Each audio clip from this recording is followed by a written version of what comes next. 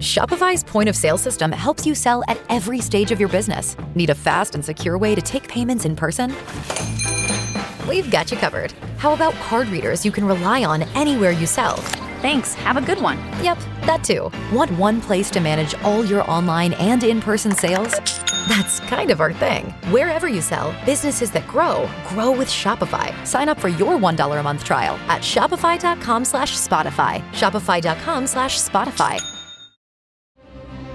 This episode is brought to you by Netflix. Jay Kelly, the new film from Academy Award nominee Noah Baumbach.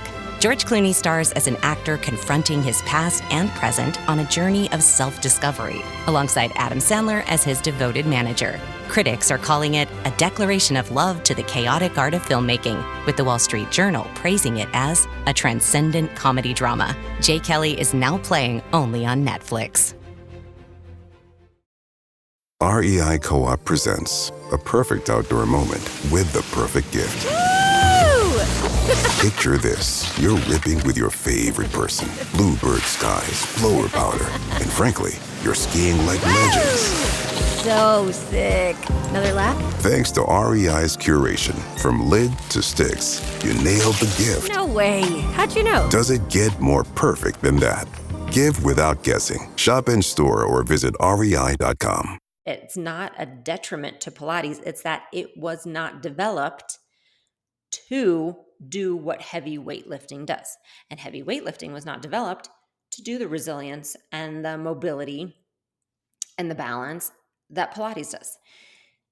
So that's why I say I do both, because I want two things that are really good at what they do, and they're both really, really, really good at what they do. And I need both so that I can be successful at the other. My Pilates practice has gotten stronger because of my lifting weights. And I absolutely know for a fact the only reason I can lift weights and be safe in this body I have is because of the Pilates work I do, without a doubt. I'm Jessica Valant. I'm a physical therapist, women's health expert, and Pilates teacher, and my goal is to help all women feel strong, safe, and secure in their bodies. In this podcast, I'll share expert advice, facts, amazing guests, stories, compassion, and hope to help you meet your body in all seasons of life. Hi, and welcome back to Meet Your Body. We are having such an important conversation today. And a conversation I love to have. And if you guys have followed me for a while, if you've worked out with me, if you have known me at all, you know I have talked about this a lot. I have talked about Pilates. I have talked about weightlifting. I've talked about the benefits of both. But today we're going to talk about which one do you really need, right? We're going to answer the question, what do I need? Do I need to be doing Pilates or do I need to be lifting weights? What's the real answer here? And this is stemming from the fact that recently I have seen an uptick in arguments on both sides, okay? On both sides, saying that their way is the only way, right? That you don't need to be doing the other one whatsoever. And I can't say what started first, chicken or the egg. I don't know where all of it, like which side it started from. I'll just tell you what's happening right now, especially in social media. And it might have to do with the fact that there is a lot of talk around Pilates right now, which there has been for years and years and years. But it seems like there's kind of this increase in talk in the fitness world about Pilates. There's an increase in interest in Pilates again, and people searching for classes and those kind of things. And so there are articles, of course, coming out about the benefits of Pilates, as there should be. There's a lot of benefits to Pilates. And with that, I have seen an increase in people in the traditional kind of weight training space. And this could be across many modalities, but we'll just say like a traditional space of a lot of weight training. A lot of people coming out saying Pilates does not build strength. That's kind of the argument, okay? Pilates doesn't build strength. Then, in retaliation, I have seen quite a few Pilates folks coming out stating that they're very strong and they don't need anything other than Pilates, and they don't do anything other than Pilates. So you have these two camps that have gone all the way on that like outer edge of the spectrum, saying, I don't need anything else. I don't do anything else. And what you're saying is wrong. And this is absolutely it. This is all I need to do. It serves all of my needs. So I've seen it from both sides. And that's why I want to have this conversation today, because if you have followed me for a while, if you watch me, you know I've talked about both.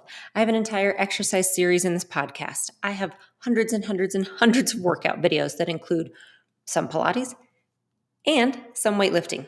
I talk about both. I've been a physical therapist and a Pilates teacher for 25 years. I have been lifting weights for 25 years. So I think it's important that we bring all of it together right now and really answer that question. Which one should I be doing? Or who is right? Right? Like that's the question so many people are answering. Who's right? What is the truth around all of this? People say I should be doing both, but then a lot of people say I don't need to be doing both. People say that weight training is the only way to build muscle, but then people who do Pilates say that they're plenty strong and that builds muscle. So what do I need to know? So we're going to unpack all of this today and try to simplify it as much as possible for you. So we're going to ask and answer, do you need both or is one sufficient? How are they the same? And how are they different? And we will compare them side to side. How are they the same? How are they different? What are the benefits of each? And what might each one be lacking, if anything? And then how do they fit in to a well-rounded workout program? So those are the questions I hope to answer for you today. Again, in a really kind of simplified way, we're going to lay it all out. So again, if you followed me, if you've listened to any of my content at all over the past more than a decade online, you will be able to predict that I'm going to tell you that you should be doing both. Both. And there are some reasons why, like right off the bat, there are reasons why you really should have more than one exercise modality in your life. Anyone who says there's only one thing that you should be doing, I'm going to come back at them with these arguments, no matter what that exercise modality is. All right. So the first thing is, if I just hear someone say that, that is a red flag for me. Like just personally, or if a client comes to me or a physical therapy patient comes to me and says, I have been working out with this person and they say, I only need to do this. Either I only need to follow them or I only need to be doing this one type of exercise. That's always going to be a red flag for me.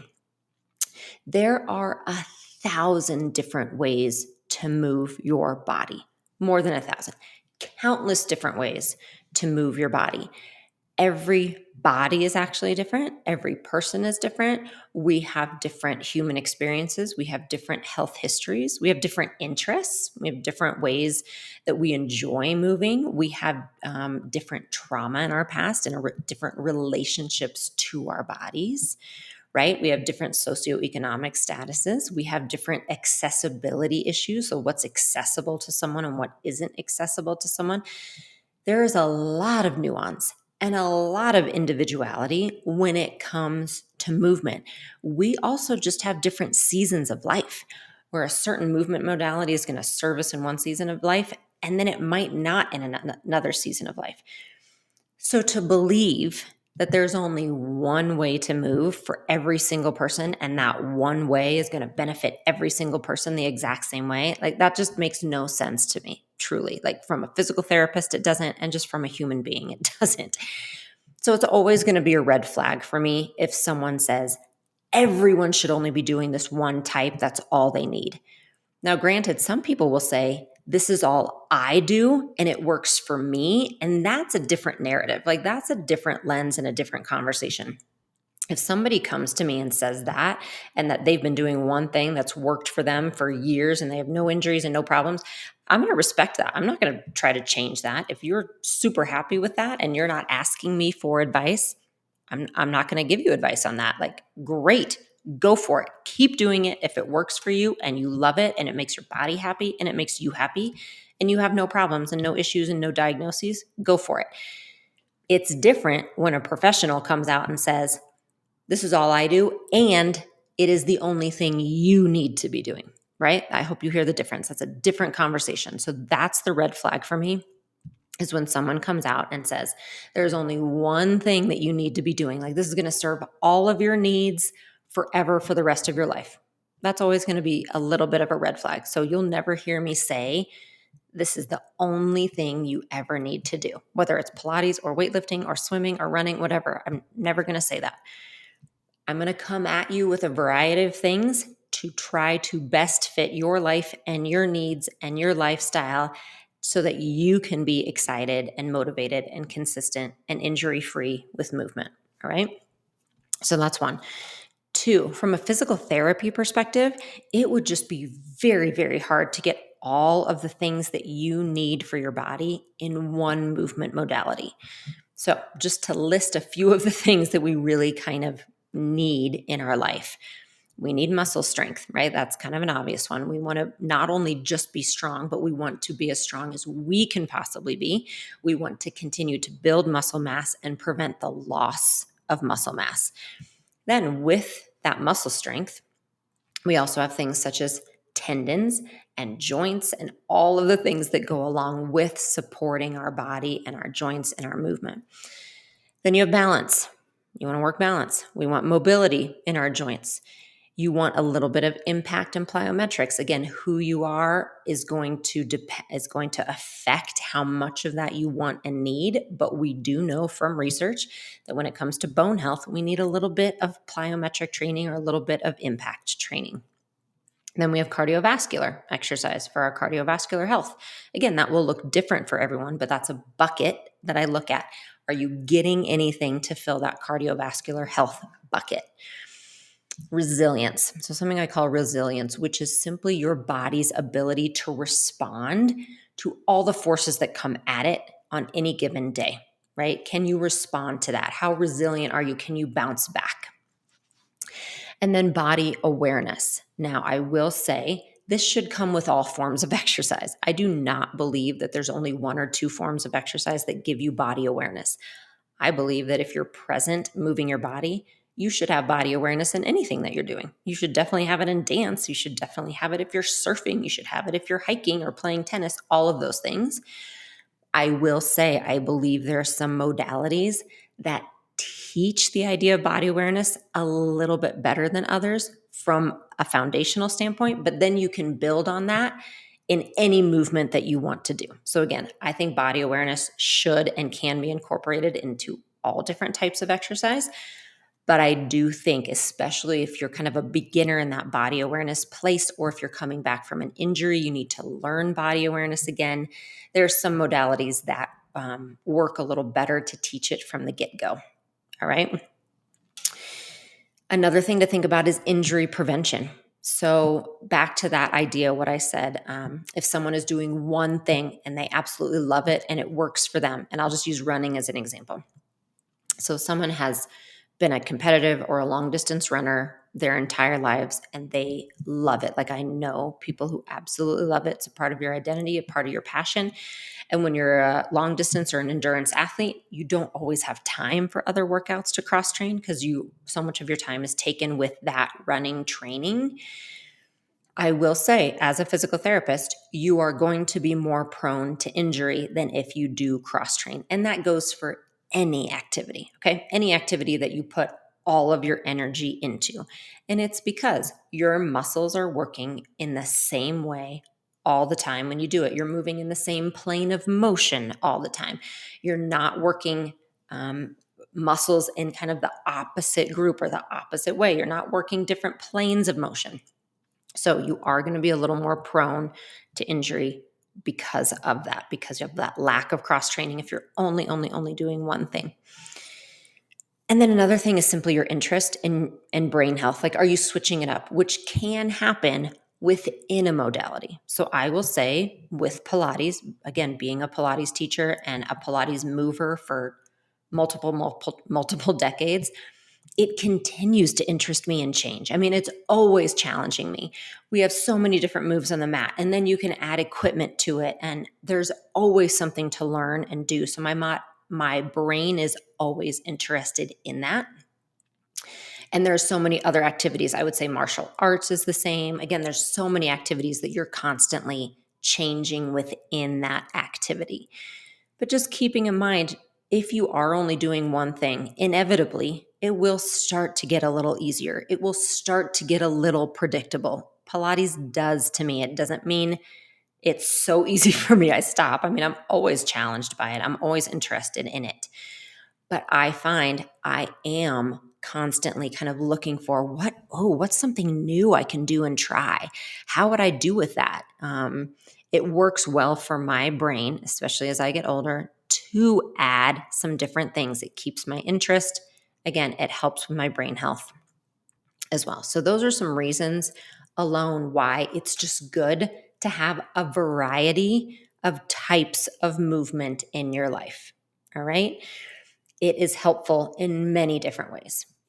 And I do want to also point out the flip side of that, because there is, on the other hand, right? There's always and also we absolutely overcomplicate movement in the fitness and wellness industries. Like without a doubt, we overcomplicate it. I'm sorry.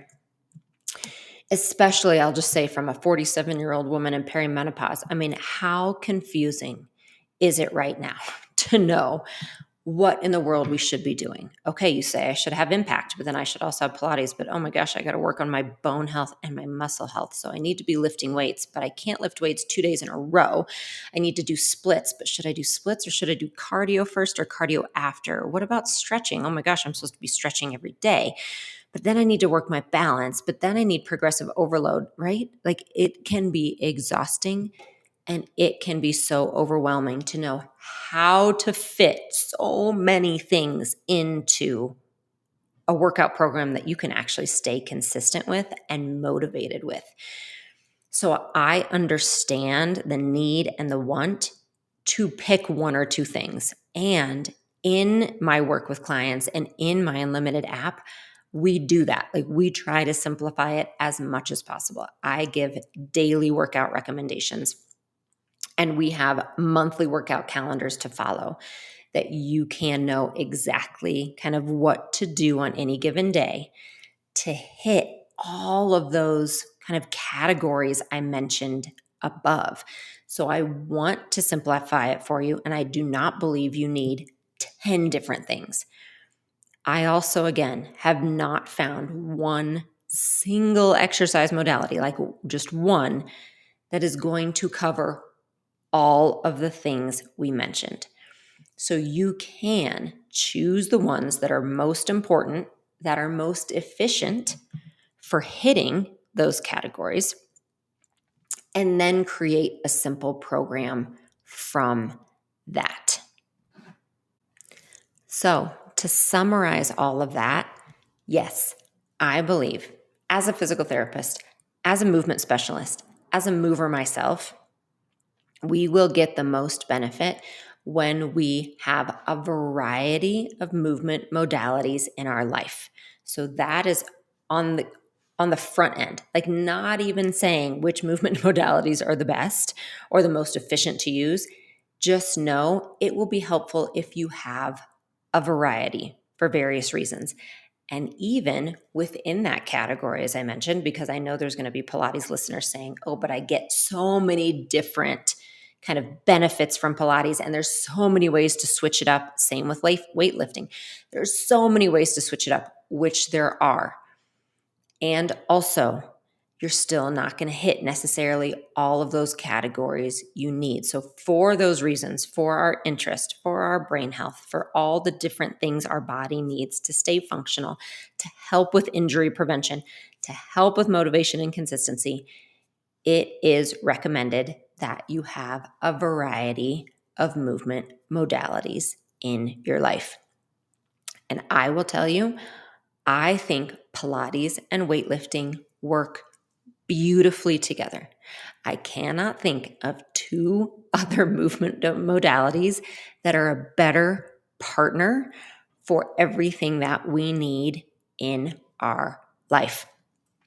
They will help with your muscle strength, with that balance, with the resilience.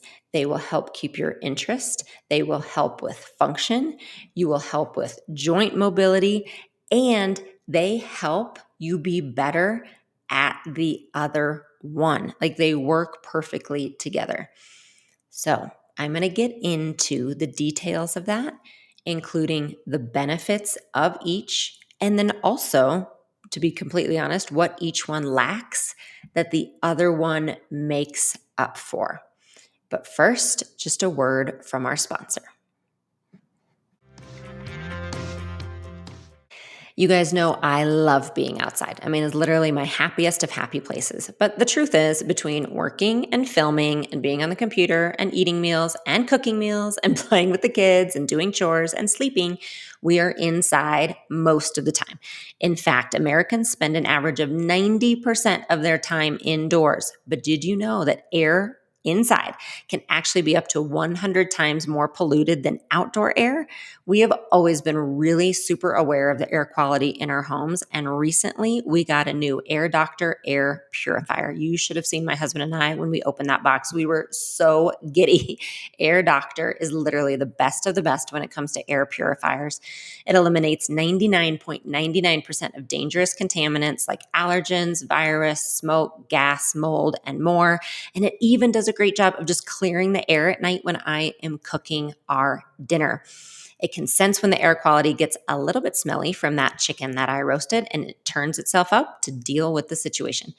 Air Doctor was even voted best air purifier by Newsweek, so it's no surprise that 98% of Air Doctor customers agree their homes feel cleaner and safer with Air Doctor.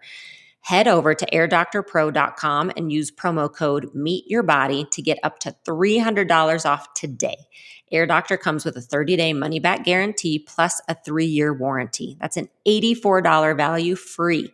Get this exclusive podcast-only offer now at airdoctorpro.com. That's airdoctorpro.com using promo code MEETYOURBODY. Now back to our show. Okay, so let's get into the actual benefits of each of lifting weights and Pilates. All right, so we're going to start with lifting weights. And I want to clarify right off the bat what this means, like what I'm referring to. I am talking about lifting dumbbells, and I mean more than those 5-pound weights. You guys have heard me talk about this. You can go back to previous episodes if you're really wondering like how to start lifting weights for beginners or how to truly strength train in a progressive overload way. But you want weights that are going to challenge you, that 2 to 3 sets are making your muscles tired, are challenging you, and then you can increase over time. That's going to get you the best benefits for building your muscle mass and protecting your bones.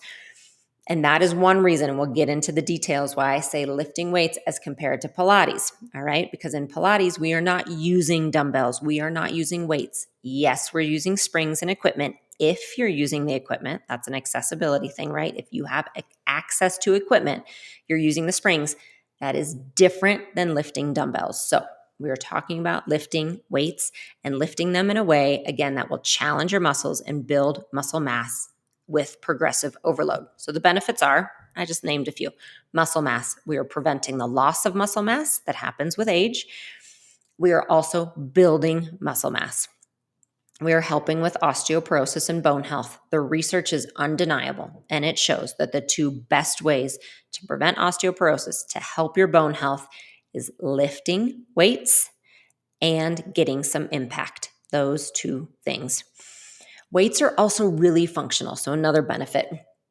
We are talking if you are lifting anything in your real life. Are you lifting car seats? Are you lifting kids?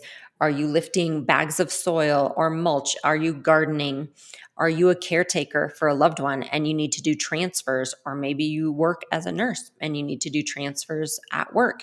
Are you lifting anything heavy? Are you traveling and lifting your suitcase? Are you lifting grocery bags? All right. If you are lifting anything like that, I want you to be training for that to help your body prepare for your life. And then core work. I always list core work as a really high benefit of lifting weights. And I know a lot of people are saying, well, Pilates is the best for the core. Yes and no. Okay. I'm not going to say no, but I will tell you, as someone who I consider myself pretty experienced in the Pilates world, it's different. Pilates, especially the traditional Pilates moves, we have a lot of moves that put us into a crunch position that are working the rectus abdominis in the front of our body. That's great. I have no problem with that. It's awesome. Pilates is so good for so many things.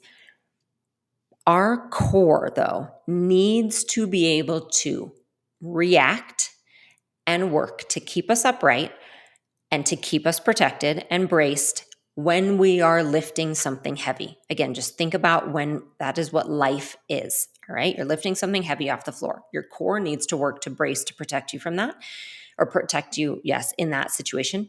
Lifting weights is a great way to do it. Lifting weights is also a really nice way to work your core if you are limited in doing a crunch. I have many clients who cannot get into a crunch position. So I modify Pilates and I give them weights. All right. Weights are a great way to work your core. So those are the biggest benefits. One I didn't even list here is how empowering lifting weights is, especially for women. But I put that as a benefit to Pilates also. All right. So we're just going to consider that a benefit to both. They're both super empowering. What weights lacks? Okay. So those are the benefits. But here's what it lacks. You need equipment for it. You need weights. You need access to weights at home or at a gym. Another thing that I think weights can lack a little, it's a little bit harder to get that one-on-one instruction on how to get started. There are a few of us out there that put videos on YouTube about beginner weight sessions. I have quite a few, and I will have links to those below. But I feel like those can be a little harder to find. So I do feel like if you are a beginner in lifting weights, it can feel harder to like cross that threshold into getting started sometimes. It also lacks a way in that it's harder to jump into it if you're a new beginner, not only for lack of instruction, but also if you don't have a layer of body awareness first or a layer of understanding of how to lift a weight or even be in a gym, it can feel really intimidating to get started. And then also another thing it can lack is it doesn't feel as gentle for those with injuries. And I'm very aware of that, again, as a physical therapist, that it can feel intimidating, like we mentioned, but also it can just feel a little bit scary if you've had an injury, if you've had any kind of issue or any kind of condition, if you have an autoimmune condition or something that's easy to flare up, hypermobility, those kind of things, it can feel a little nerve-wracking to get into weights. I acknowledge that. So those are the benefits and then some things that lifting weights lack. Now let's jump into Pilates. All right. Pilates, the benefits are no equipment needed. And I say that from the perspective of I teach a lot of mat classes and home mat classes. So in that way, like I just filmed a 45-minute all-level Pilates mat class that's going to go in my Unlimited app. No equipment needed. All you need is your mat. That's it. And so as long as you're not looking at equipment, there's no equipment needed. You can do it anywhere. Same, as long as you're doing mat, you can do it anywhere. Traveling, any kind of space, you can do it. I truly believe Pilates can be the best way to teach body awareness. As a PT, I'm sorry, I keep saying that. I'm like a broken record. As a PT, but I will say so much of what I say and so much of what I teach comes from my lens of being a PT and my experience in that realm. So I'll just consider this a blanket statement for that. But Pilates, when I became an instructor, so I was a physical therapist first and I became an instructor a year later, it changed everything about how I worked as a PT. It opened my eyes into how to teach people to know their body, to understand their body, to feel their body in space. Pilates was a game changer. So I don't know if I really know of anything else that can do it in that way, that can show people how to connect, how to have a partnership with their body. Like, it's such an amazing starting point that every single one of my clients is going to start with that. Is going to start with some basic Pilates moves to just connect to their body first. Mobility, huge benefit to Pilates is we have a lot of mobility, especially in the spine. It is one of the best things about Pilates is how we get your spine and your pelvis moving, and that disassociation with the hips into the torso. It's just chef's kiss. So good. Balance. So we get a lot of balance, especially if we're working standing, but also down on the mat on all fours. Lots of ways to work balance with Pilates. We get that resilience that I talked about. Your body really starts to become your own, and you can really be able to react to outside forces and kind of bounce back from not only injuries, but just kind of what life is going to throw your way. So a few things that it lacks. Now, I'm going to go back. I'm going to add one more benefit, okay? It does strengthen your muscles. This could be a whole podcast in and of itself is Pilates strength training. Pilates, especially on the mat, okay? It does strengthen your muscles. It uses body weight to strengthen. It's body weight strengthening, which absolutely strengthens your muscles. And especially if there's an injury, if there's a condition, if there's autoimmune issues going on, it is such a great way to start. Like, it's such a great place to start. I'm never going to throw people into 10 or 20 pound dumbbells who are just getting started or just coming back from an injury. That's irresponsible. I would not do that.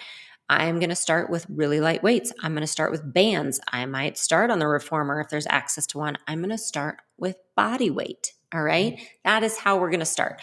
So absolutely, you will strengthen your muscles doing Pilates. Okay. Use body weight resistance to do it. Then when we get to equipment, you're using springs to do it. So you get the benefits of that spring resistance. So yes, and, all right, this is a yes and. Yes. And what Pilates lacks is it does not get you into that heavy weight place you need to build the muscle mass to protect your bones. It just doesn't. Research just shows us that it doesn't. And I am not saying that from a good or bad perspective. I want you to understand that, and if you think of it this way, it might make sense. Things specialize in their own areas, and they should be really good at that. Pilates is really, really, really, really, really, really good at what it does. And weight training is really, really, really, really, really good at what it does. I don't want them to try to do what the other one does because it would dilute what they are good at. And that's what we see, especially in the world of Pilates right now. We see classes that are taking the foundation and the amazingness of what Pilates was meant to be, and they're diluting that down because they're trying to add 10 and 20 pound dumbbells to workouts on the reformer. It doesn't work. It doesn't work because it wasn't meant to. Hopefully that makes sense. It's not a detriment to Pilates. It's that it was not developed to do what heavy weightlifting does. And heavy weightlifting was not developed to do the resilience and the mobility and the balance that Pilates does. So that's why I say I do both, because I want two things that are really good at what they do, and they're both really, really, really good at what they do. All right, let's go back to Pilates and what it lacks. So I've talked about all the great things. So what it lacks, heavy weights. That's why I just wanted to clarify, because yes, it will strengthen your muscles, no doubt, and it's a great place to be gentle with that, and it's a great place to start. And the equipment will give you strength. And honestly, that is where I first noticed arm muscles, was doing equipment. The very first time I noticed I had arm muscles was my early 20s doing Pilates reformer work. And that's what opened the door to me being excited about lifting weights, because I said, oh my gosh, look at what I started with. I bet I can lift a little more. And that's what got me doing it. It was like the gateway drug. Reformer work was the gateway drug for me getting into lifting weights. But it does lack the heavy weight progressive overload work that we need for muscle mass and bones. So how do they work together? They can work together in whatever way works for you. I will tell you how I use it, and generally what I'll recommend for other people that I work with and how we use them in Unlimited. Because like I said, we have a workout calendar and a workout schedule we follow, and I follow that as well. 3 times a week of lifting weights. A fourth if you want to add it, but I'm just telling you how it generally kind of works out for me in my life. 3 times a week of lifting weights. I am at a point, and I, with my health history, you all know it now, a history of mastectomy, breast cancer, multiple surgeries for endometriosis, hypermobility, some autoimmune issues.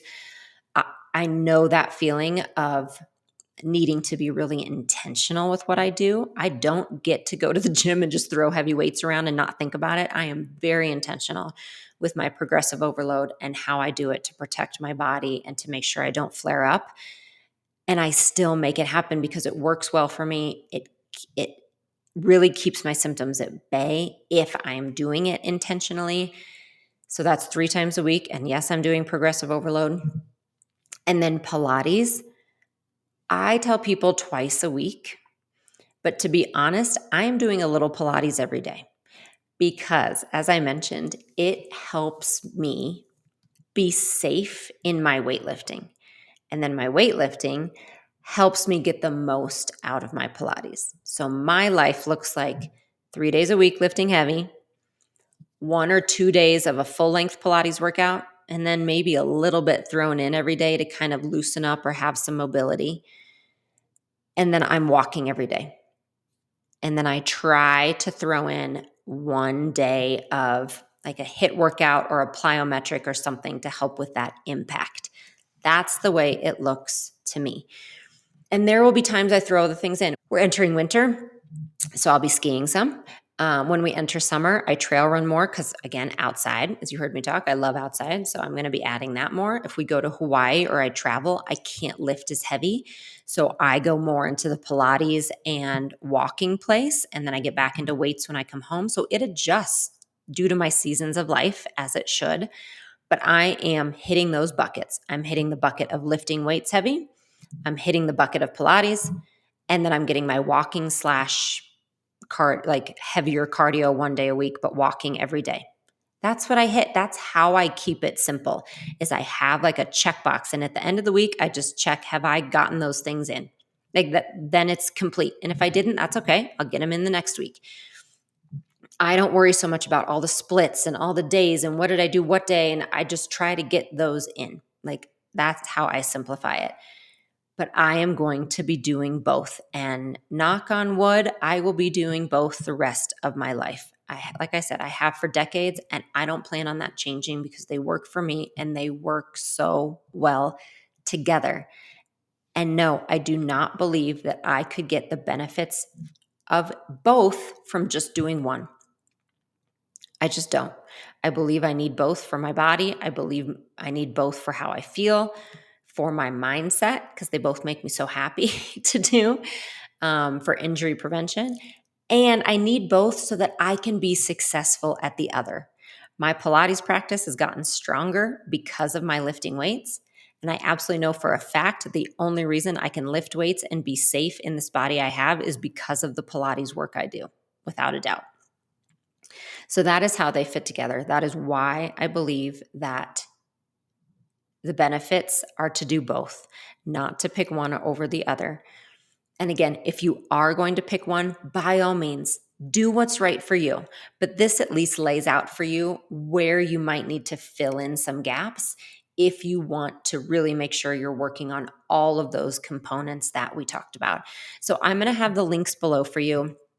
Again, for Unlimited, you can check it out and just see how we put things together. I will have some beginner Pilates and beginner weightlifting workouts for you below. If you are thinking to yourself, gosh, I really do want to incorporate one of these. Like, I think it's time for me to really kind of see how I can work this out and do both. And then also, if you're listening to this in real time, in January 2026, we always do a really fun 4-week program in our app. And January 2026, the theme is Pilates and weightlifting. That is, we're going to be focusing on exactly what I've talked about today, like how you put it together from beginner all the way through advanced. We'll have options for both, but how you can put it together at home so that you are including weights and Pilates into your life in a way that works for you. So I'll have the link to check that out below. And we are starting that January 2026, a 4-week program and unlimited. All right. Thanks so much for being here today. And I will talk to you soon. Thanks so much for listening today. I would love it if you could take a moment to subscribe, rate, and review this podcast. It means a lot to us and it helps our content get out to more women who need it. You can find more of my resources at my website, jessicavalant.com, or find me on YouTube at Jessica Valant and Instagram at Jessica S.